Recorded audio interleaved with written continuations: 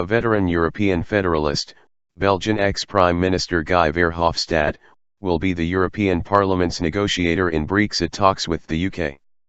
Mr. Verhofstadt, leader of the Liberal MEPs, tweeted that the Parliament would play a central role in the talks and any future EU-UK agreements.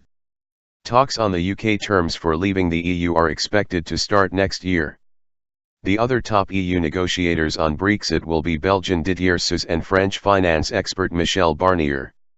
The European Parliament's approval will be required for any deal on UK withdrawal from the EU. Mr. Verhofstadt was given the role of negotiator by the leaders of the main party blocs in Parliament. An EU official close to Mr. Verhofstadt said the former Belgian leader will be in the room, as he was in December when he was renegotiating the terms of British EU membership with ex-UK PM David Cameron. He'll report back to the political group leaders in Parliament and feed the Parliament's position into the negotiations. He'll be in the room with the European Council and European Commission, he told the BBC. The Council, representing the other 27 EU governments, and the Commission, which enforces EU treaties, share power with the Parliament. But the Council and Commission are expected to have the most muscle in the Brexit talks. Alan Smith, MEP of the Scottish National Party, SNP, welcomed Mr. Verhofstadt's new role.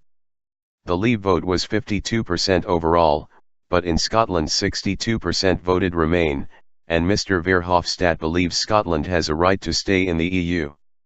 In July, Mr. Verhofstadt scorned the Council's reaction to Brexit, saying it was not good enough to just implement existing European policies. "I find this shocking and irresponsible," he said. "What are you waiting for? When will the Council recognize that this type of EU, you cannot defend it anymore? Europe needs to be reformed. European citizens are not against Europe, they're against this Europe." Anti-UKIP. For years there has been friction between Mr. Verhofstadt and Eurosceptic British politicians, especially the UK Independence Party, UKIP. Back in 2004, the then UK Prime Minister Tony Blair, staunchly pro-EU, blocked Mr. Verhofstadt's bid to become European Commission President.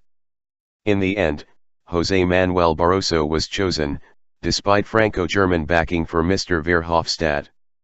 Vincenzo Scarpetta of the Open Europe think tank says he expects Mr. Verhofstadt to be particularly intransigent when it comes to splitting the EU's so-called four freedoms, that is, the free movement of goods, services, capital, and people.